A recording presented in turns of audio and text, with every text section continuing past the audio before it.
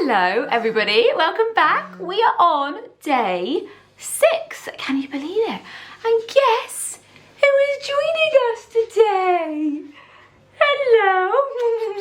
So this little guy does not want to nap today, so he is going to be a part of our day 6 of the 7-day gut health week, and we are all about bloating today. And I actually thought it was quite convenient, or quite is it convenient the word I'm looking for? Quite ironic that Danny boy wanted to join us for today's video, because I used to look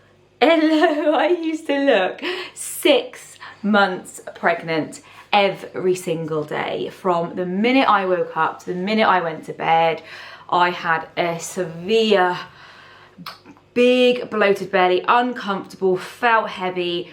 I even had to buy maternity clothes at some point because I just couldn't fit into normal clothes because they just didn't fit around my middle. And that went on for a good couple of years.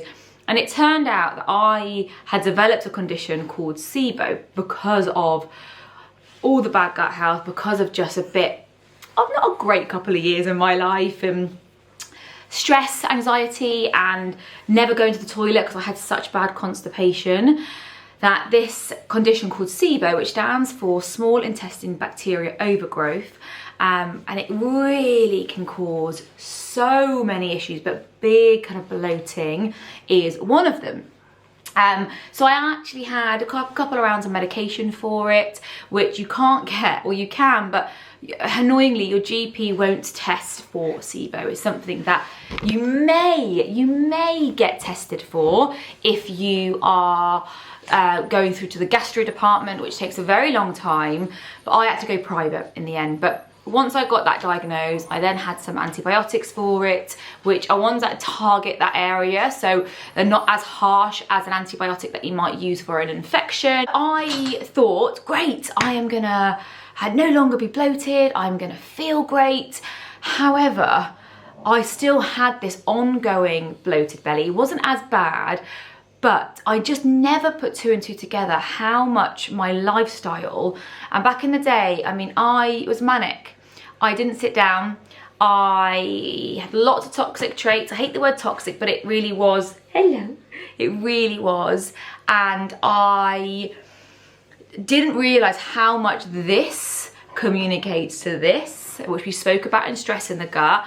And most of my bloating was now coming from poor gut health, but also the fact that I was always in my sympathetic nervous system, which is your flight and flight, sorry, I can't pronounce that word very well. And until the world stopped and lockdowns came in, I finally slowed down, and that is when my bloating got better and all of my gut problems actually got better. So I always say to people when they ask me about bloating is, I want you to think about your lifestyle, and I want you to honestly answer some of these questions. So, little wriggle butt. The questions are, not you wriggle butt, Danny wriggle butt. The questions will be, how quickly are you eating your food? How are you chewing your food? Are you eating on the go? I used to always eat in the car. I know it's naughty, but I used to work in different areas, and the only time I could eat is eating in the car really quickly. I used to eat standing up, eat in front of a screen. All of those things are telling your body that you're not ready for your meal. So that food's going in, and a lot of that will then become undigested, and that can really cause havoc with bloating, because undigested food creates excess gas, and then this excess gas is what then creates excess bloating. Also, one thing to always think about is, are you evacuating your bowels? Constipation is a really big cause of your bloating, because you will have excess poop in the bowel. Now, when you have excess waste matter, you can't say that, when you have more waste matter than you should, a byproduct of that is something called methane gas. And methane gas, 2 things it does: it bloats you, but it also keeps you constipated. So it's a bit of a vicious cycle. So if you are constipated, I would be highly recommending you look at fixing constipation, looking at a constipated protocol. The Better Poop workbook that I've got is all around getting your bowels moving better. So have a look at that if that's something that you feel may be the cause of your bloating. Now in the text of this video, there's going to be your causes of bloating, and there's going to be things that you can do to help. And you'll probably look at it and think that there's foods to avoid, but I've not added anything in about food, because actually I really want you to remember and think about the lifestyle, think about the stress, think about stuff like carbonated drinks as well. They can be a big cause of bloating, but if you're getting that severe bloat all the time and it's not after meals necessarily, I really want you to think about how can you slow down.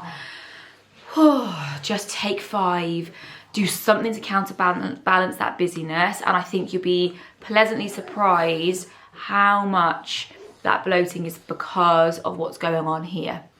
Please do let me know, you know, if there's any certain things around bloating that, you know, I haven't covered, then yeah, send me a little message and I will absolutely try my best to help you. For now, I think this one is definitely ready for a sleep, don't you? Are you gonna sleep this time? Are you gonna sleep this time?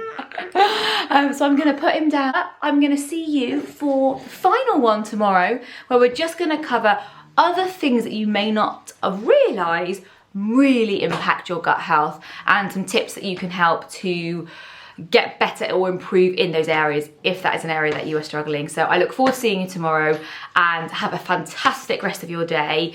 It is Saturday if you are watching this in the correct order. So tomorrow I hope you're having a day of rest and just absorbing all the information that you've had so far, and hopefully Monday coming going, right, let's do this.